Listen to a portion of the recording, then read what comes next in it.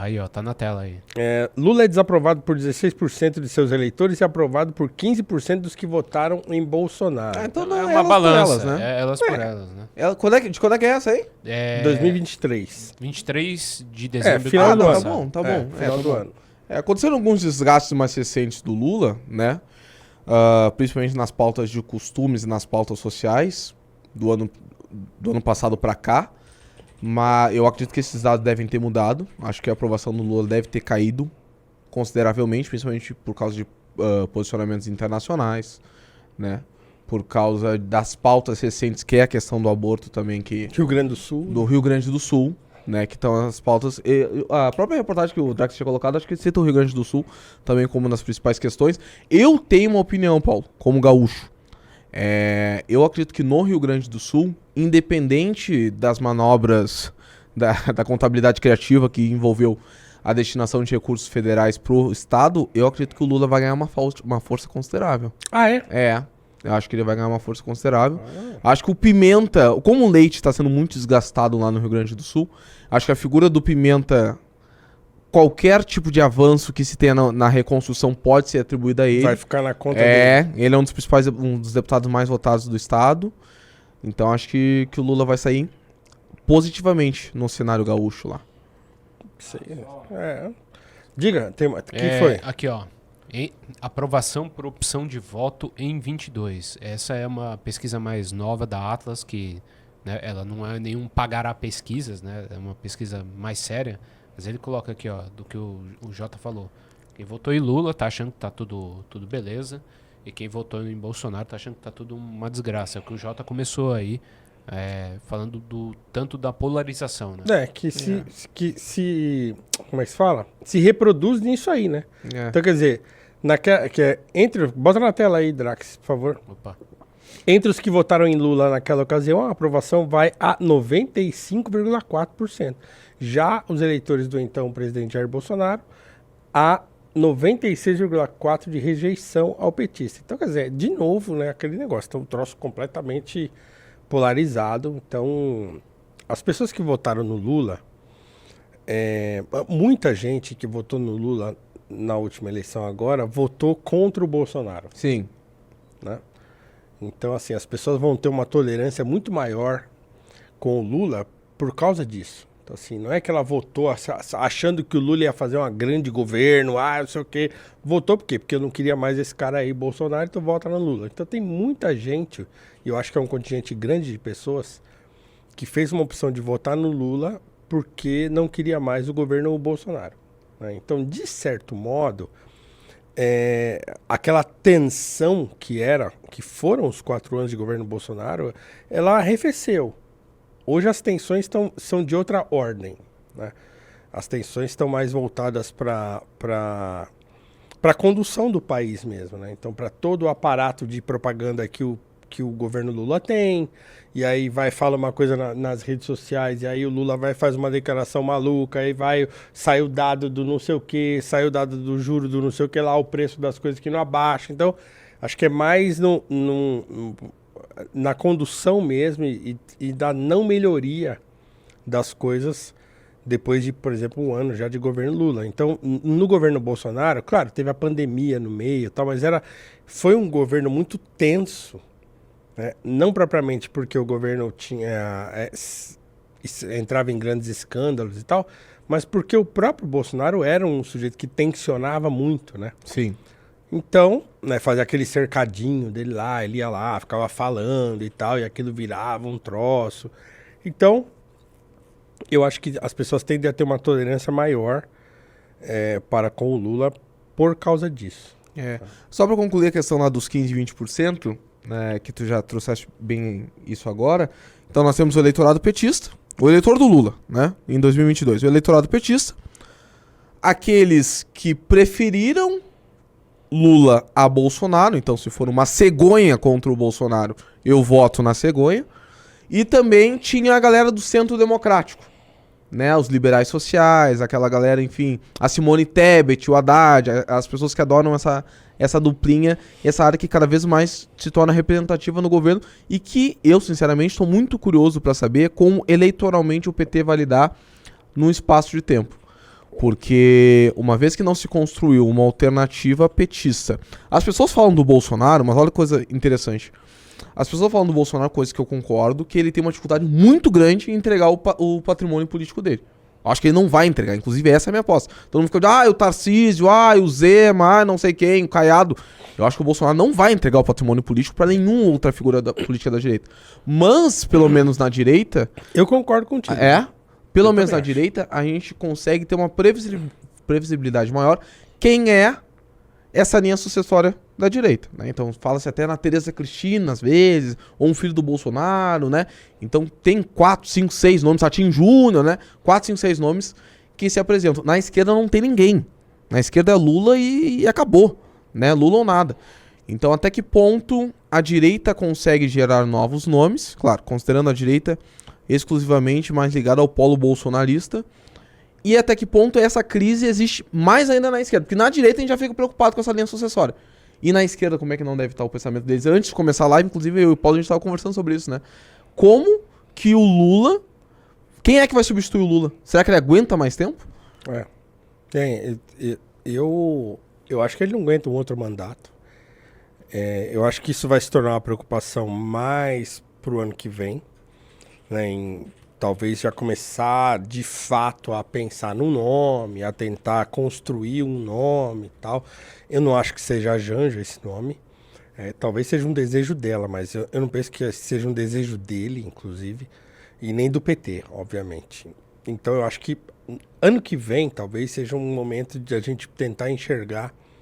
Mas é pouco tempo, né? O PT não consegue construir um nome nacional em um ano. Não dá.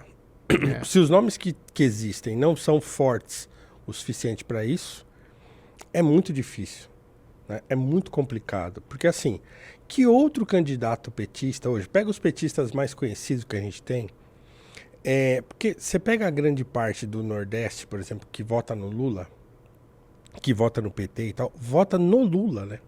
No Lula, mas por quê? Porque para esse pessoal, ele tem essa figura de ser, gente como a gente. Exatamente.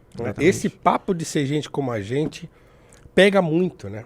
Então, quem é? Glaze? Nunca, né? Nunca. Boulos não é um nome nacional, né? Quando muito é um nome paulistano, né? Então, nem no interior de São Paulo, Boulos não chega. Então, quem é esse nome? Não sei. José Dirceu? Não, já tá velho também. E também é um cara desconhecido, né? Então, eu não faço a mínima ideia se é possível sacar um nome assim do nada e falar, pum, temos aqui um nome que vai ser o sucessor do Lula. Tu acha que tem a possibilidade de ser O Jean Willis queria uma chapa Simone Tebet e Silvio Almeida, né? O Jean Willis. Eu não acredito muito nessa chapa, né? Na possibilidade de uma chapa tão afirmativa e representativa, principalmente que a Simone Tebet seria uma outsider, né? Mas, se tratando de outsiders, tu acha que o João Campos teria essa possibilidade ou não? Quantos tem o João Campos? Ele é novinho, né? Ele é bem novinho, não sei nem se ele tem idade pra ser presidente. 30 anos, acho que já passou dos 30. Quantos anos é? Acho que é 35, né? 30 anos. Não vai ter tempo. Então não dá tempo. Então não dá tempo. Então ele é carta fora. Como o Lula ele gosta muito dessa figura de, na minha opinião, o pior ministro do governo Lula, talvez hoje seja o Padilha, mas no início do mandato eu achava que era o Rui Costa. E o Rui Costa, me lembra a relação que o Lula tem com o Rui Costa, me lembra muito a relação que ele tinha com a Dilma enquanto ela era ministra da Casa Civil. Essa ideia de olhar e ter alguém xerifão, alguém que fala grosso. O Lula tem quase um tesão em ver gente falando grosso. E o Rui Costa assume muito esse papel. Então, eventualmente, eu não sei se ele tentaria. Nenhum, né? Nenhum. Carisma de uma batata também, mas... Se eu puder perguntar aqui, o Lula, ele não vai terminar igual o Bolsonaro, eu digo em termos políticos, ele vai ficar dando medalhinhas, igual o Bolsonaro dando a medalhinha de imbrochável dele, pra ficar cativando um candidato ali e acolá? Quer responder primeiro? Não, responde aí. Você acha que ele ainda vai estar vivo mesmo? Até 2026 ele vai estar lá? Pra começar, eu acho que o Bolsonaro não acabou. Então, assim... Você não acredita que o Bolsonaro acabou? 8 anos inelegível. Se eu tivesse R$100... Eu colocaria 90 que ele não acabou. Eu acho que ele não acabou nem eleitoralmente, eu acho que a inelegibilidade dele vai cair. Inclusive é que a gente tava conversando louco. esse final de semana. Eu apostei que ele não ia ser inelegível, perdi a aposta. E acho que a inelegibilidade dele vai cair. Já caiu uma, que foi uma condenação no 7 de setembro. Falta da reunião dos embaixadores. Aliás, ele tomou duas no 7 de setembro, falta uma no 7 de setembro pra cair. E falta a da reunião dos embaixadores, né? Mas ele não tem coisas gravíssimas que, se caísse, abririam precedentes pra um... Assim, aí acaba mesmo. Cara, a justiça, coisas gravíssimas né? tinha o Lula também, né? Bom, Bom, enfim. enfim. Eu acho que coisas gravíssimas não é um Vamos grande dizer, critério pra isso, Mas o né? Bolsonaro não tem tantos amigos lá em cima. É bom. Não, é verdade, não tem tantos amigos. Esse é o mas sim, ponto. esse é Acho o- que esse é o ponto esse é o- principal. Eu acho que, né? eu acho Quem que pode puxar você desse negócio aí? o né? Cássio Nunes ele vai estar à frente do TSE. Então, eventualmente, se ele fizer uma... Não sei se ele vai ter culhão pra isso. Eu acho que o Cássio Nunes é até uma figura meio cagalhona, assim, pra tomar um tipo de atitude dessa forma. Mas, eventualmente, eu acho que nos últimos 45 segundos do tempo ali, ver como é que tá a relação do Lula com o Congresso e como tá a relação do Lula com o Supremo, que todo mundo apostava que poderia ter um confronto mais direto entre Lula e Alexandre de Moraes, né? Que foram os dois que saíram vitoriosos das eleições de 2022, né? Uma coisa meio Grécia e Esparta, né? Meio Grécia e Esparta, Atenas não, e Esparta. meio Atenas e Esparta, assim, bom, os dois ganharam a guerra, agora vamos se matar os dois, né? E eu pensei que isso ia acontecer, e até então não aconteceu, mas nunca se sabe o que pode acontecer ali na frente, né? É isso, chega de Lula, eu não aguento mais falar de Lula, entendeu? Tá, a reprovação aumentou porque é óbvio, né? É assim, todo brasileiro sabe por que a aprovação do Lula tá caindo.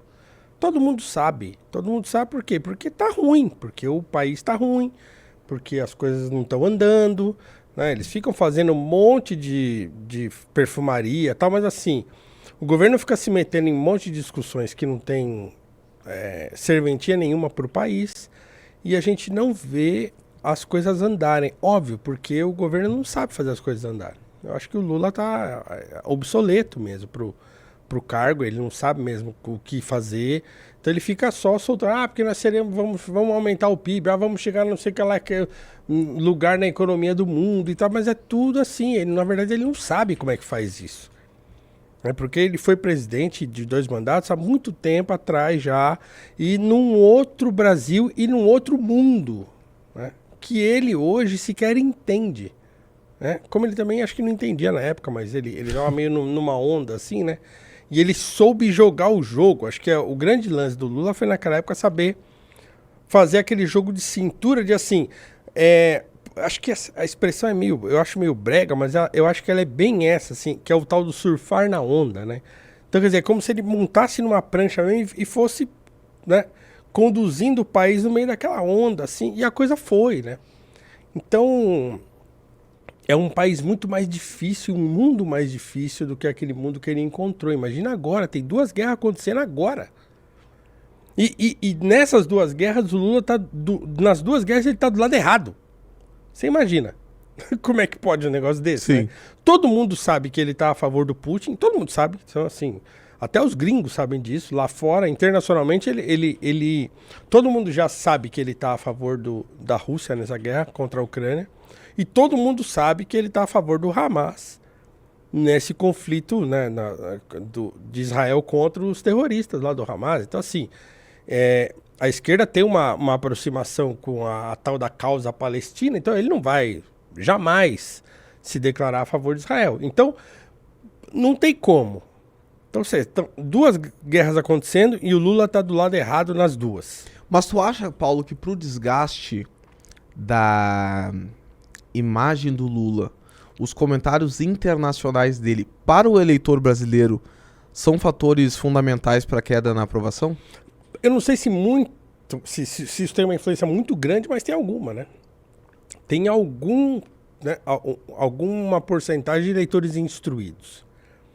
E esses leitores instruídos, eles sabem disso. Sei lá, eleitores judeus, por exemplo. Né? Então, Sim. tem uma boa parte de eleitores judeus que até pouco tempo atrás eram eleitores que votavam no PT, e a gente sabe que tem um monte. Mas agora o cara falou, pô, aí não dá, né? Os evangélicos também, né? Evangélicos, Sim. muitos evangélicos votavam no Lula, votavam no PT agora, fora a questão do bolsonarismo, coisa e tal. Então, eu acho que sim, causa algum desgaste. Mas fora isso tudo, tem as declarações dele sobre o Brasil mesmo, né? Então, assim, todo dia tem um negócio novo. É que o pessoal abafa muito, né? Abafa demais, mas toda hora ele solta uma que não tem nenhum cabimento. Então, acho que isso vai pesando, né? Assim, tem mais quase 3 anos de mandato aí. Se continuar nessa toada e o país não melhorar, acho que ele vai chegar bem desgastado lá na frente. Eu não sei se a imagem dele, daqui 2 anos e meio, vai estar forte o suficiente para garantir uma reeleição ou a indicação de um nome para assumir o lugar dele. Então,